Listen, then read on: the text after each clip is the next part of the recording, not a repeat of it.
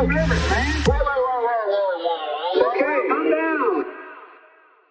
going to show some more clips from your latest documentary, which again is people blocking aid. אנחנו פה במעבר ניצן, היום יום רביעי בצהריים, השמש שוקדת ואנחנו פה באים לחסום את המשאיות של חמאס, הנאצים ועוזריהם.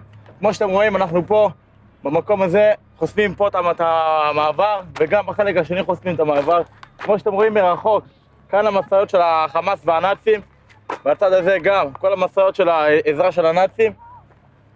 כל זה בעצם מפוצץ במשאיות של חמאס והעזרה שלהם. תבואו לחסום, תבואו. On the trailer of this truck is wheat flour for the starving and besieged people of the Gaza Strip.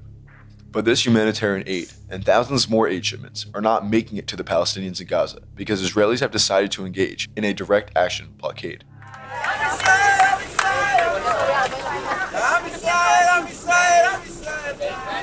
For over a week, I embedded myself with Jewish Israeli nationalists who believe it's a worthy cause and even a religious duty to drive hours from the comfort of their illegal settlements in the West Bank and residential neighborhoods in Jerusalem and bring their loved ones to the Karim Shalom and Nitzana border crossings to block the humanitarian aid trucks from delivering desperately needed food to starving Palestinians. And I will say it's like the most important part of the film is the collaboration between these civilians and the military, because these aid blockings, what happens is they're called closed military zones. You can't be a civilian and legally be in these zones. So these civilians, they get bussed through from Jerusalem through the West Bank into these places, and the military allows the bus to come into these closed military zones, when in reality what should be happening is they all get swiftly arrested and removed from the closed military zone, of course.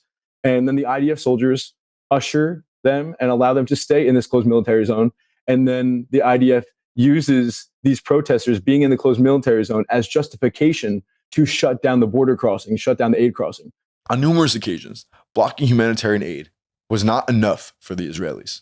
They had already successfully blocked the aid for the entire day, and then they began approaching the Egyptian border in order to breach it.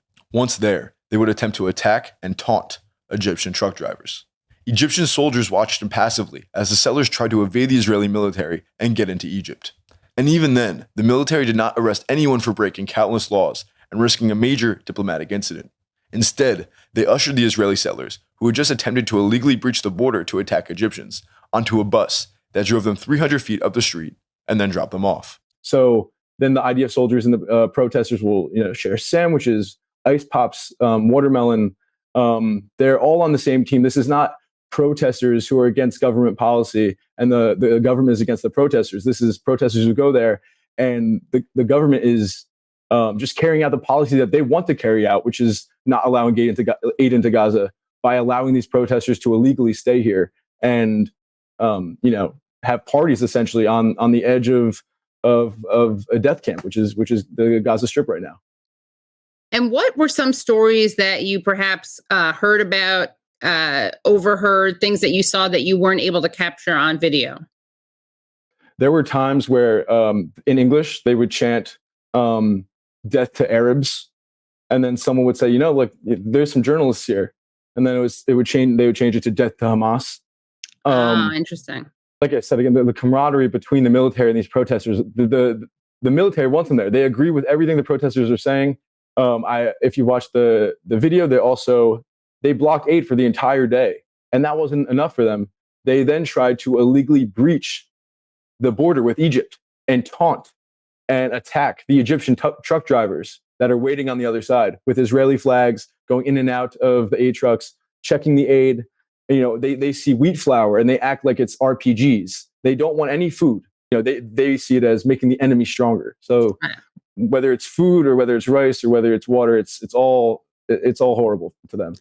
Now, let's say the people weren't successful in blocking the aid. How much aid is there? When I was there, they were never not successful. So they were always blocking it. They were always successful. What I'm saying is so long as there are protesters there, the military shuts down the aid crossing. Right. So instead of removing them, they just shut it down. So if there's 10, if there's 250, the aid crossing gets shut down because there are civilians in the closed military zone, and that is a security threat, I guess you would say. At least these trucks, they would say, we shouldn't be supplying food to the enemy. Israel shouldn't be supplying food to who we're at war with. But these trucks are not from Israel. These trucks are from the United Arab Emirates. These trucks are from Egypt. Israel is making these trucks get inspected by the Israeli authorities before they go into Gaza. So Israel is not feeding anyone in Palestine, feeding anyone in Gaza. They're just inspecting the trucks, forcing Egypt and the UAE to have their trucks inspected by Israeli authorities before they go into Gaza. You have in your video, we see people like going over to the trucks, the Egyptian trucks. You can't really hear what they're saying. What were they doing or saying? They're taunting them with Israeli flags, as if to say, like, we are Israeli, we're Jewish Israelis, and you're not going to give that wheat flour to our enemy. And again, this is illegal. This is in a closed military zone. Now we are taunting, and we're trying to breach the border of Egypt. We are risking a major diplomatic incident, and all of the IDF soldiers allow it. They allow it. They cheer it on. There's no difference between these soldiers at the border and these protesters who are coming from away from the border. There was many times where if a camera crew, because it didn't really look like I just had my camera and myself, but there were camera crews coming every now and then, like the BBC or CNN. They'd be there for a few hours.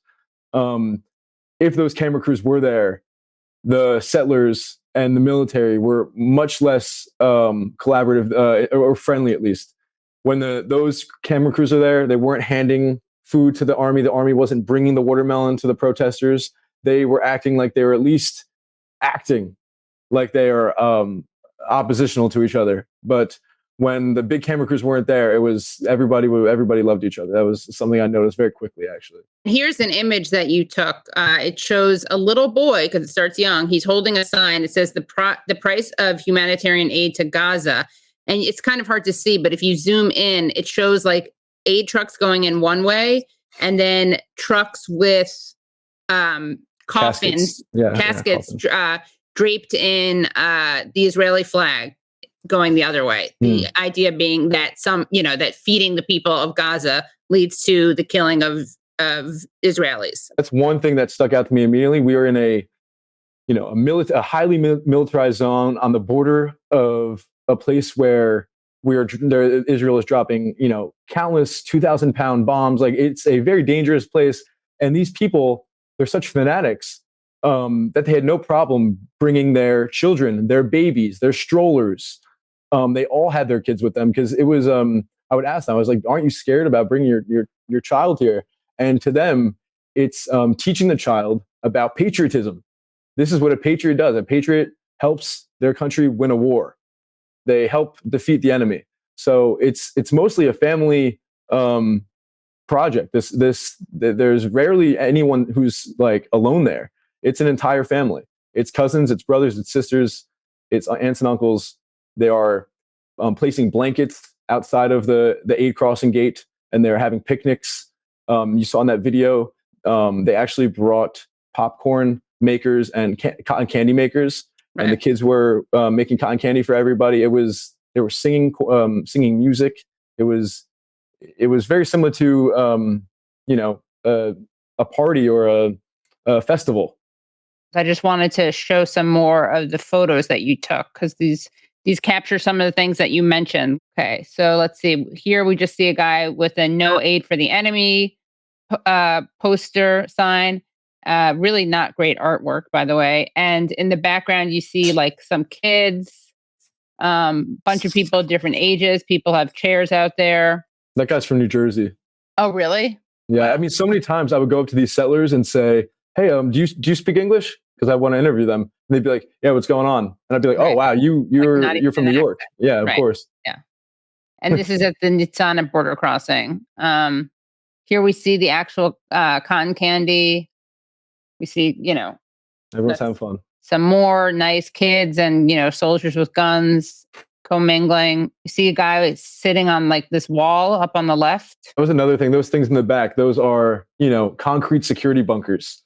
And the military totally allowed all of these civilians to put their party speakers in the bunkers, put their coolers, sit on them, hang out with them, escape the desert sun in them. They just gave up their security bunkers at a militarized border crossing for these protesters. And this soldier is like smiling. I mean, she's surrounded by people breaking the law, right? Yeah, she's surrounded by hundreds of people breaking the law. There's not supposed to be one civilian in the closed military zone without them being arrested. And she's mingling, and I'm sure she's going to have, or just had, a snack that someone's going to give her. Yeah. And then babies. Nice, So a nice inspiring. baby. Yeah, Wow, it's so scary. Looks like they were blowing bubbles or something. they were blowing bubbles. Oh, I see on the left. I see the source of the bubbles. The source of the bubbles. There it is. That's just so crazy.